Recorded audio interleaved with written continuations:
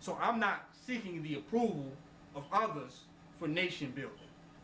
Nor is it a codependent relationship, but it is a divine union based upon nation-minded individuals. Y'all see the point that I'm making?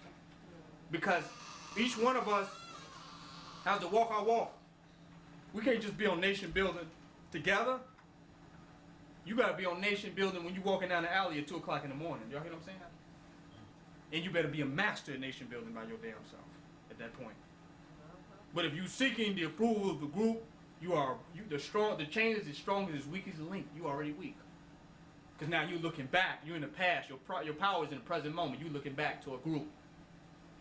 What is the group about? And the group can come and go. It can be this one week and this one next month. I've been doing this for over 12 years now, and I've seen several groups. Several groups.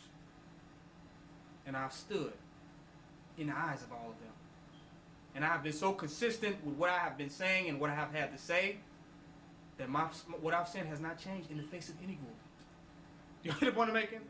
From the most agreeable group to the roughest and toughest of groups. Do y'all get the point I'm making? It does not change. So each and every individual must occupy that position for themselves. And if you play a position in this nation with King Noble, it gotta be because that's your position. By birth, that's your divine inheritance of which you have become fully aware of. Period.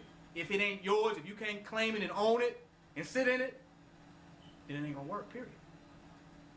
It's not based on the group.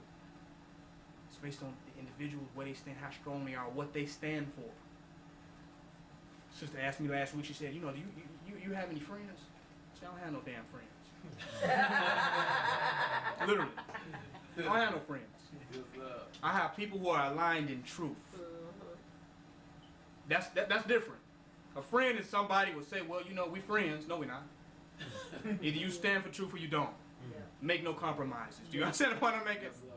No negotiations. You got a trunk full of rocks, I'm not your friend. You understand what I'm making? Literally. I'm not going that ride. I'm not getting on that ride. A friend is an illusion. When you befriend your divine self, you can be friendly towards anyone based on truth. Y'all hear the point I'm making? I'm going deep now. But now you have integrity and character that's unmovable by the changing of situations and circumstances, because people change. And if you have not found yourself, you will be broken down. The change will be too much for you. You will be confused.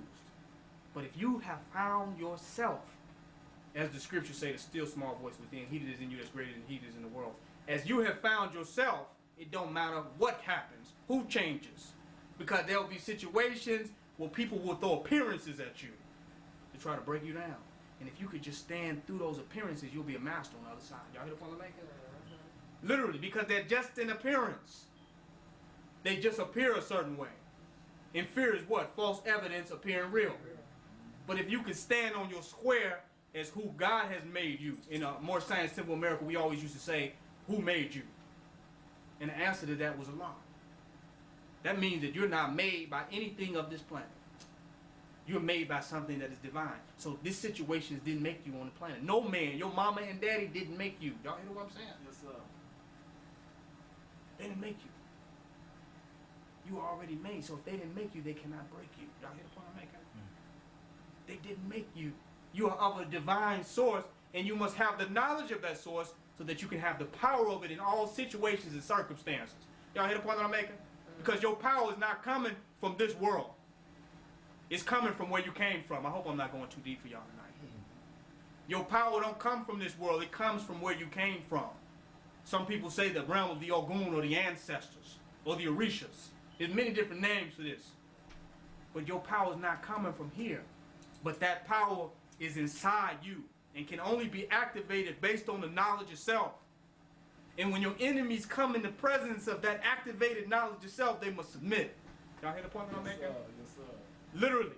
And it ain't based upon these legal jargons, or whether you speak Latin or French or legalese or whatever. It's based upon you standing on your square, based upon the real knowledge that you actually have. And that's where we want to get people to, that enlightenment.